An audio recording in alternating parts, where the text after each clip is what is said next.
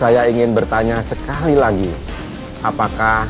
Sidang kedua perceraian antara William dan Salma dimulai. Rupanya William gagal menghentikan waktu hingga akhirnya dia harus sampai di titik di mana dia harus menghadapi sidang akhir perceraiannya dengan Salma. Masih ada kemungkinan damai. William merasa dunianya akan segera runtuh dan kehidupannya akan sunyi dan sepi karena dia akan kehilangan Salma. Detik demi detik mulai berlalu. Tibalah saatnya hakim menanyakan kembali keputusan terakhir dari penggugat yaitu Salma. Pak Hakim bertanya apakah masih ada kemungkinan untuk mereka rujuk kembali dan Salma sebagai penggugat mencabut gugatan cerainya terhadap tergugat yaitu William. Keputusan saya sudah bulat. Di detik-detik terakhir kesempatan baginya, William terus berdoa mudah-mudahan ada sebuah keajaiban yang mampu membalikan hati Salma agar mau mencabut gugatan cerai terhadap dirinya.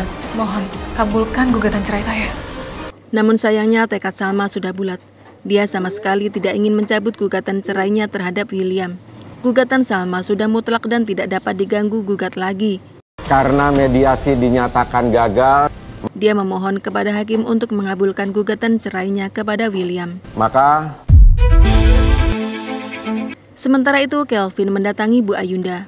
Dia melemparkan banyak sekali uang kertas 100 ribuan dan 50 ribuan ke wajah Bu Ayunda. Bu Ayunda terkejut dengan apa yang dilakukan Kelvin padanya.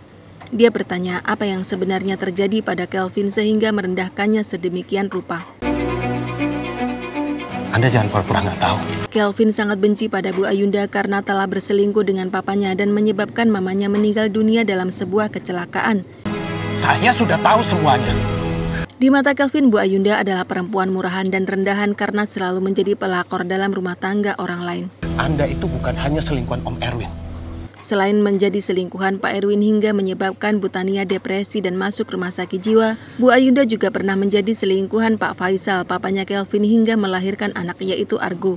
Tapi Anda juga berselingkuh dengan papa saya. Astaga. Bu Ayunda syok. Dia tidak menyangka Kelvin sudah mengetahui semua rahasia masa lalunya dengan Pak Faisal. Kelvin udah tahu soal itu. Bu Ayunda tidak bisa mengelak lagi karena Kelvin pasti tidak akan mau mendengarkan penjelasan apapun darinya. Rupanya pembicaraan mereka didengar oleh Argo. Argo lebih syok daripada mamanya saat ini.